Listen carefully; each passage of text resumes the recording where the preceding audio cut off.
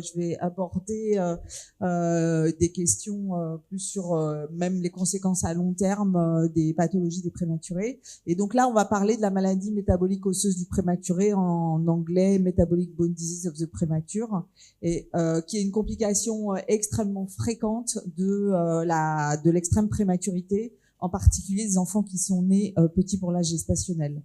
Donc la première notion que tout le monde a bien en tête, c'est que le contenu minéral fœtal, il se fait essentiellement au dernier trimestre de la grossesse, et l'ion qui est le plus important dans l'os du fœtus, c'est le calcium, et au cours de ce dernier trimestre de grossesse, on a un transport entre la mère et le fœtus qui est de l'ordre de 300 à 350 mg par jour, ce qui est absolument énorme. Donc la conséquence de ça, c'est que s'il vous manque 2 à 3 mois de croissance in utero, il vous manque une quantité majeure de minéral à la naissance.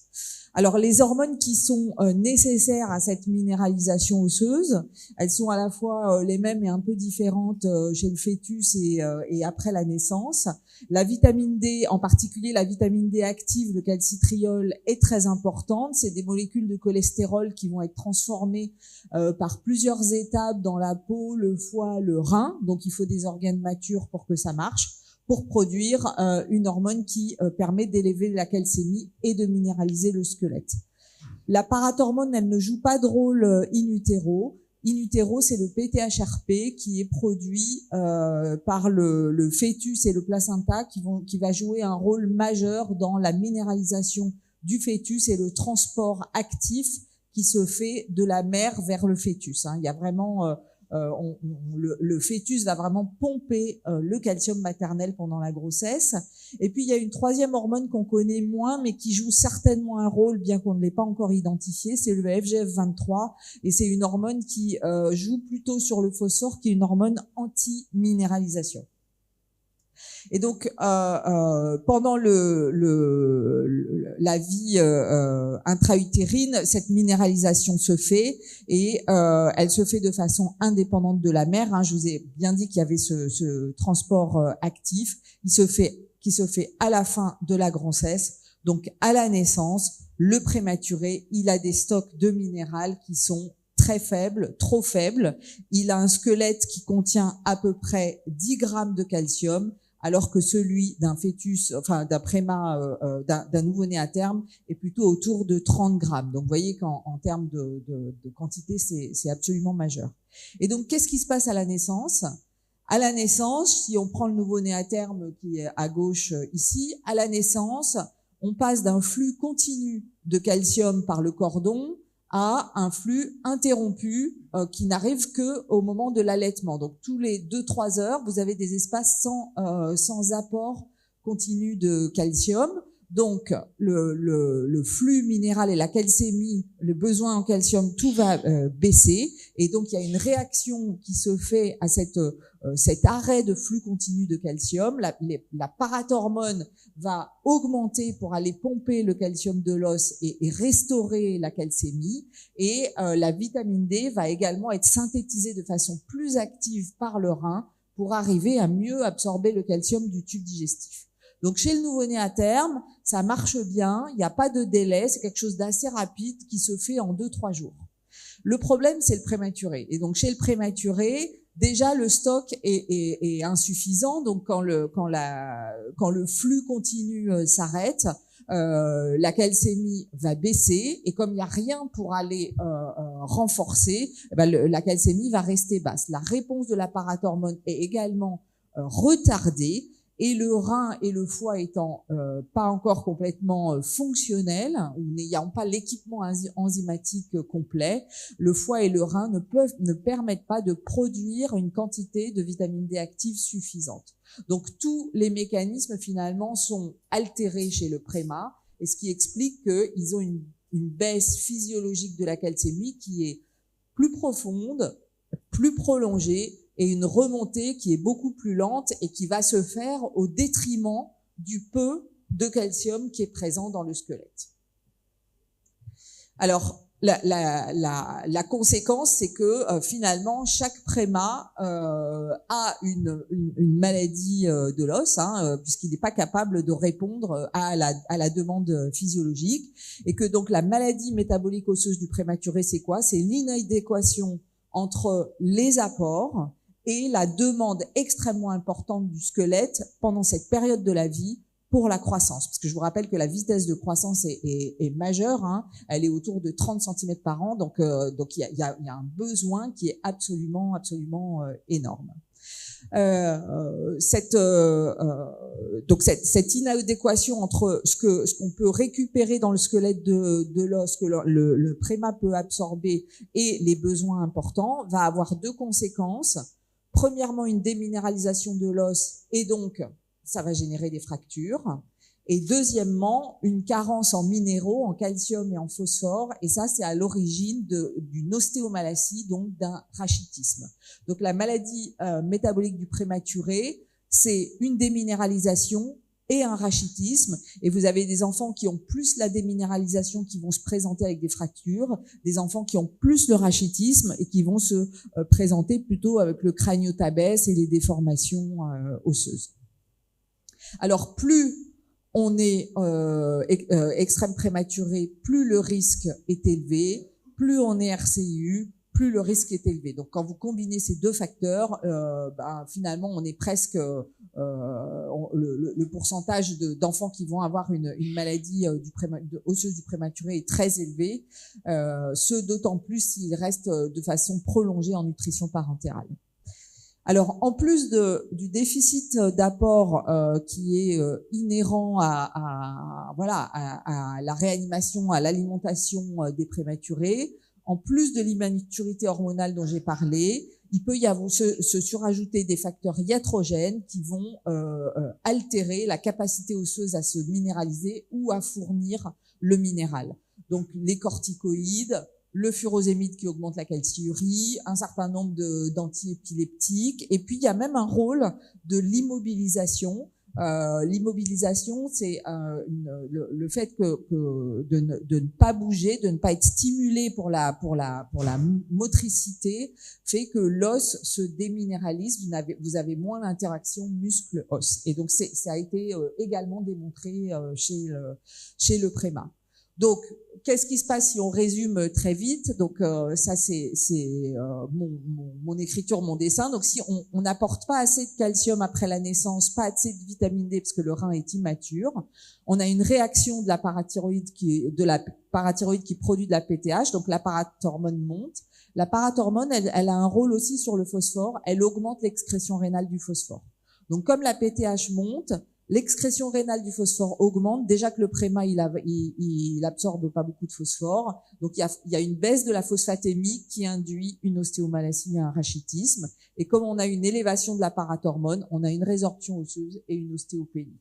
Donc, c'est la combinaison de ces deux axes pathologiques qui va aboutir à la maladie de l'os. Alors, c'est quelque chose qui est beaucoup, enfin, vous connaissez ça 10 000 fois mieux que moi. Dans la grande majorité des cas, heureusement, parce que la réanimation est aujourd'hui ce qu'elle est, infraclinique, même si elle existe quand même à minima. Et pour certains enfants, comme je disais, elle va se manifester soit par des signes de fracture, soit par des signes de rachitisme, soit par l'association des deux. Donc voilà, donc ça c'est une petite illustration rapide d'un enfant qui est né à 29 semaines, donc c'est pas de l'extrême prématurité, mais gros retard de croissance intra-utérin. Il est né avec un poids de naissance à 500 grammes, multiples complications, une nutrition parentérale qui doit être reprise après quelques jours de vie à cause d'une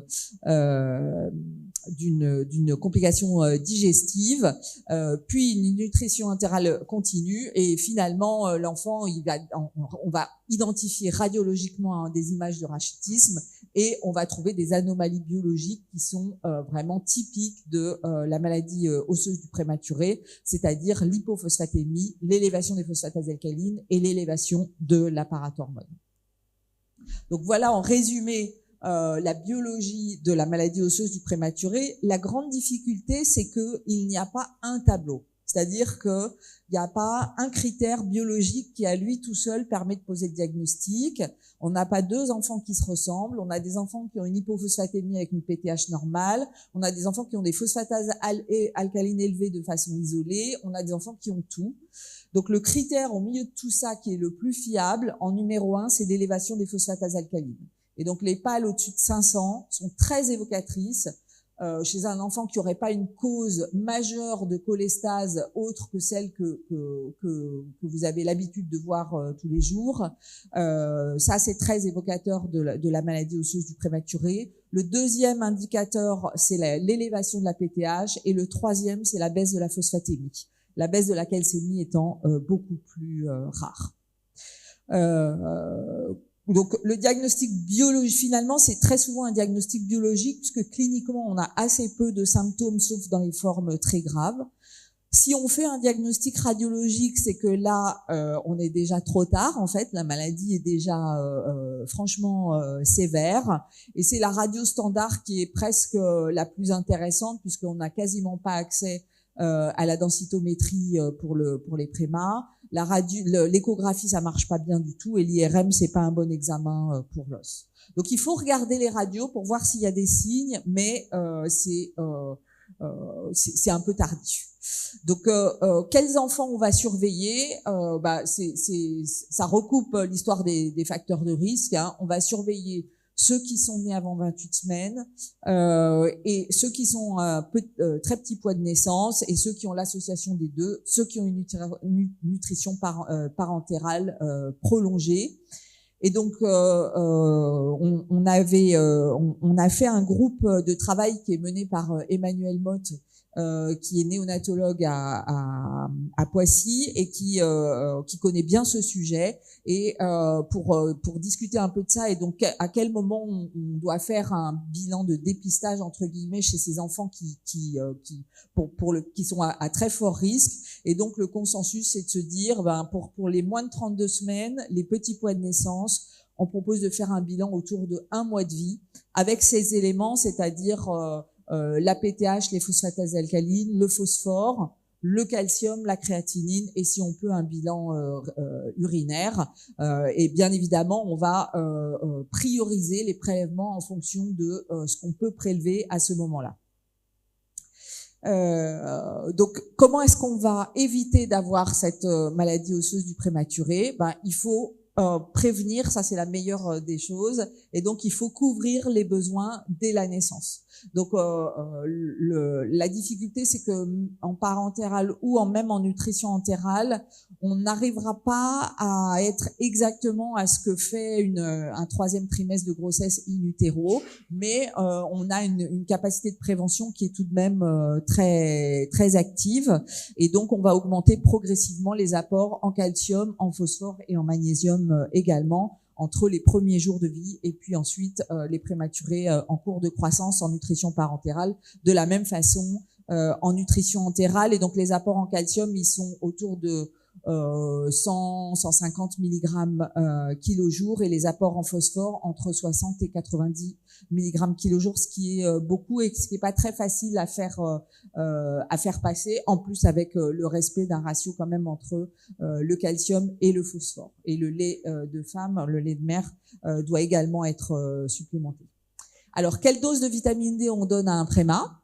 Quand les enfants sont en nutrition parentérale et qu'on ne peut pas leur donner Péros, le consensus, ça c'est à peu près international, on est entre 150-200 unités kilo-jour.